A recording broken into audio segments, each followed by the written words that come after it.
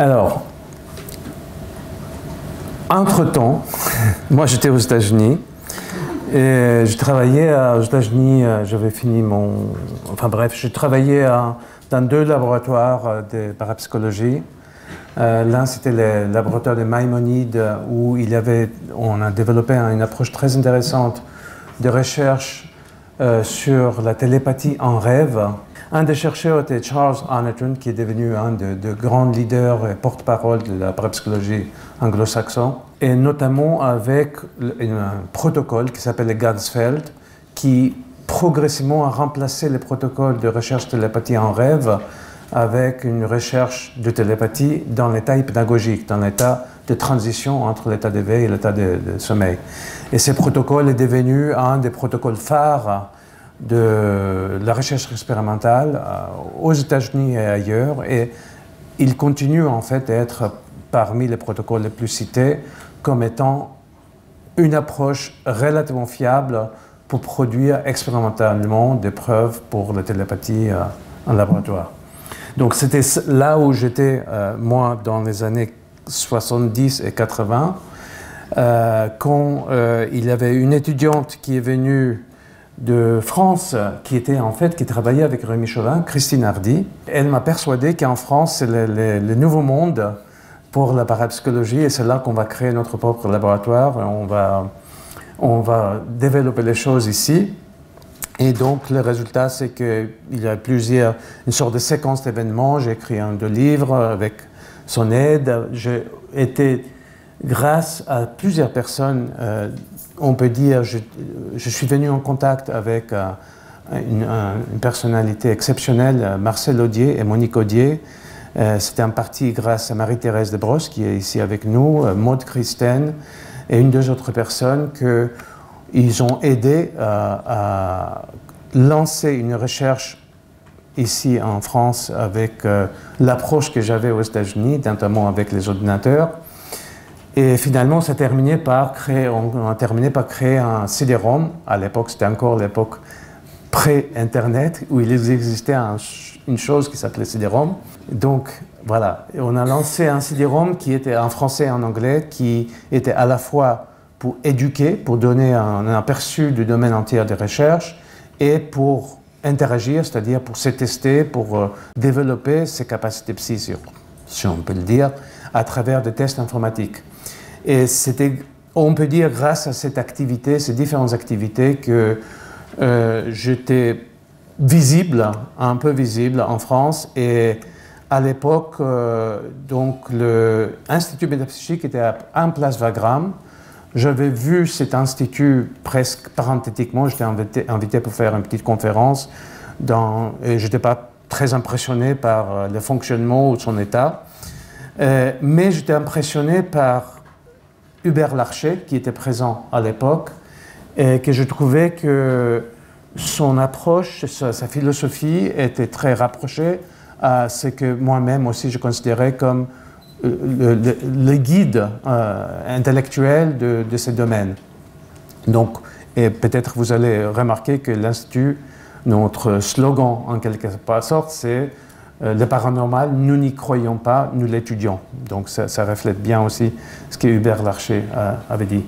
À un moment donné, dans cette historique, parce que c'est ça qu'on est en train de voir un petit peu le développement ces derniers 20 ans, il y a un journaliste scientifique qui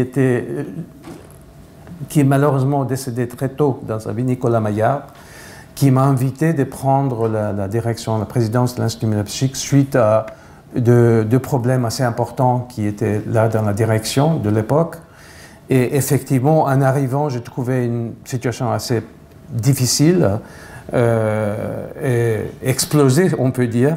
Mais les bonnes nouvelles, c'était qu'en fouillant dans les caves, on a trouvé plein de choses qui étaient des journaux. Enfin, on trouvait le patrimoine de l'IMI qui était malheureusement dans un état assez limite, mais voilà, c'était sauvé. Et la première tâche, quelque part, le premier objectif, c'était de remonter l'Institut métapsychique et de le restaurer dans un état, on peut dire, plus sain et plus opérationnel. Et donc, On a fini par décider de partir de Place Wagram, où on était. On a déménagé à rue de l'Aqueduc. On a créé quelque chose qui ressemble plus à un centre de recherche, parce qu'il y a 2 étages, et dans l'étage en dessous, il y a on a pu installer certaines pièces pour faire de la recherche à nouveau, qui était, il faut le dire, l'objectif initial de l'Institut métapsychique. C'était d'investiguer, de comprendre, d'étudier ces phénomènes.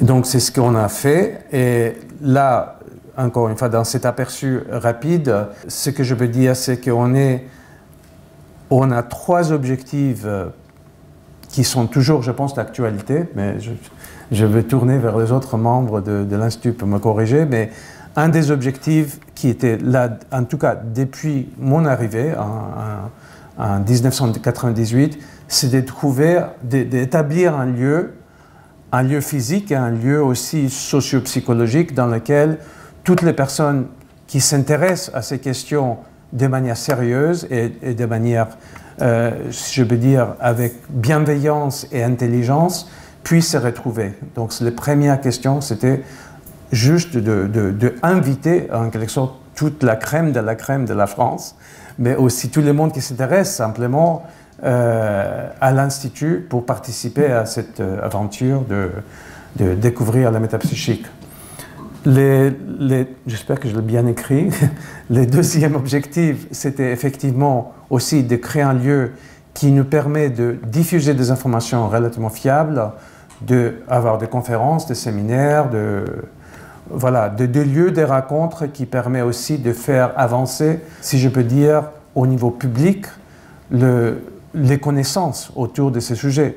On ne peut pas dire qu'on connaît grand-chose dans la métapsychique, on connaît pas mal, mais on n'est pas du tout encore, c'est pas une science mûre, c'est une science en développement. Mais les peu qu'on connaît, c'est bien de pouvoir aussi le partager et de ne pas se plonger dans plein de différentes visions qui parfois mélangent pas mal de choses différentes.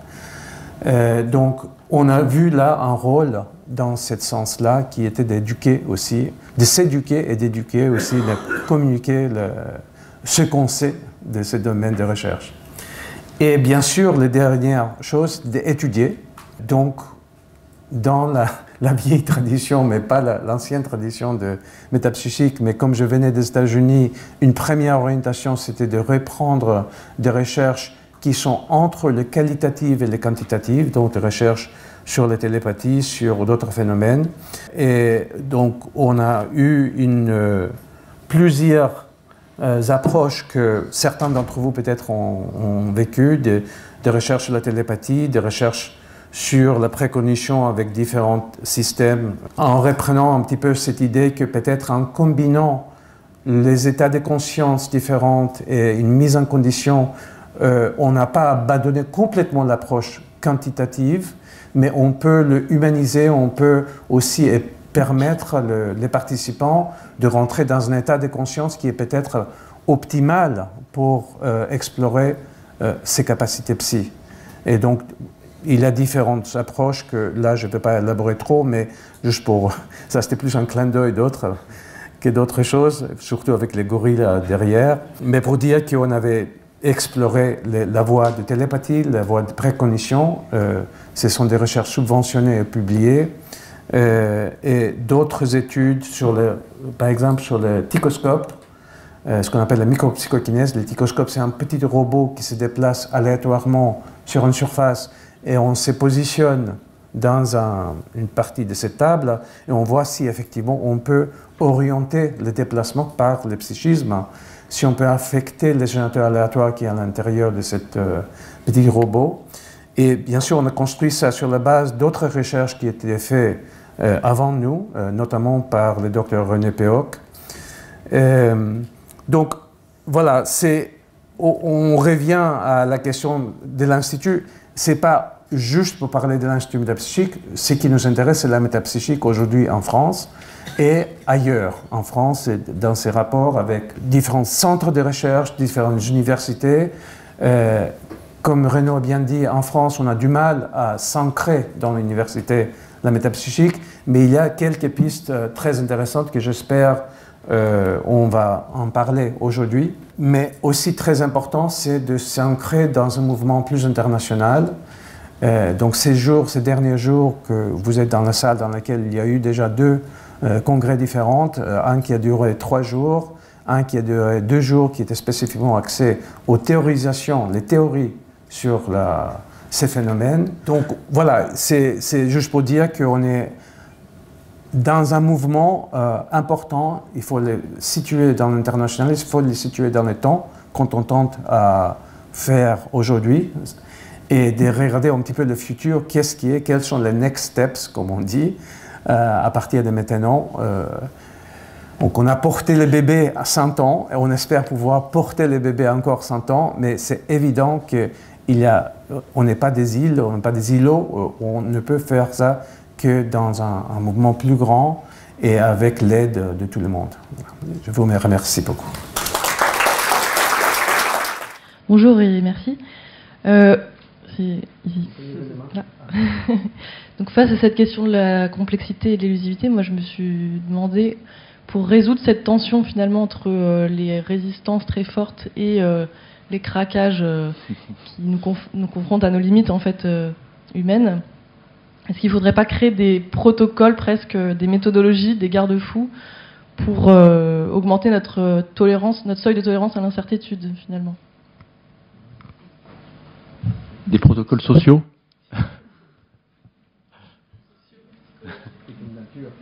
Oui. De quelle nature le protocole? La question est ouverte. Il y a quelque chose d'intéressant. Je sais pas. Il y a une approche intéressante au sein de la parapsychologie.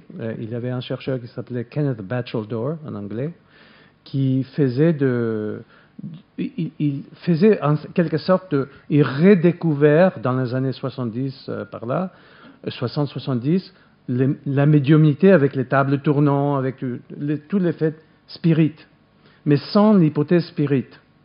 C'est-à-dire qu'il disait que si on se met à un petit groupe à 5, 6, 8, et on faisait ce qu'ils faisaient les spirites, mais sans la croyance spirit, dans la lumière, avec la lumière tamisée, avec les tables, on fait les tables tournantes, on peut les reproduire sans la croyance. Mais il y avait un grand problème psychologique, et il y a d'autres mais il y avait un grand problème psychologique, et le choc, quand on voit une table monter, est tel, tout d'un coup, d'être confronté à la réalité de ça, qu'il avait choisi une stratégie pour réduire ce choc, c'était d'introduire un joker dans l'histoire qui trichait.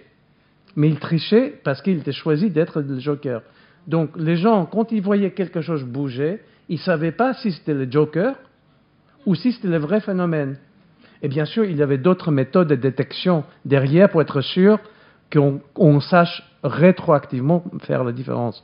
Donc peut-être on a besoin socialement quelque chose, peut-être les flous qui existent parfois entre fraude et vrai, peut-être c'est ça notre joker social.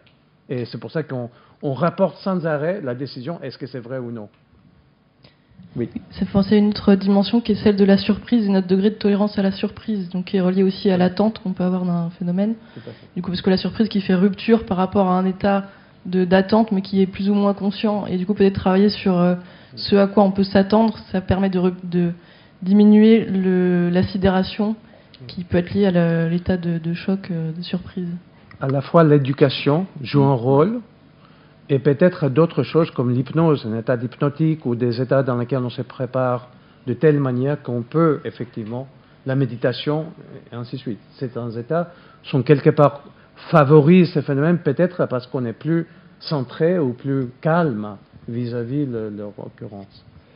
Mais ce que nous peut-être on peut faire de mieux ou de moins mal, c'est de transmettre déjà cette notion de complexité et d'élusivité pour éviter que peut-être socialement d'autres s'en emparent du côté des extrêmes, en vendant par exemple la possibilité de la reproductibilité absolue ou de l'efficacité de telle ou telle technique qui ne sont pas prouvées, hein, ou au contraire en étant dans un scepticisme acharné. Hein.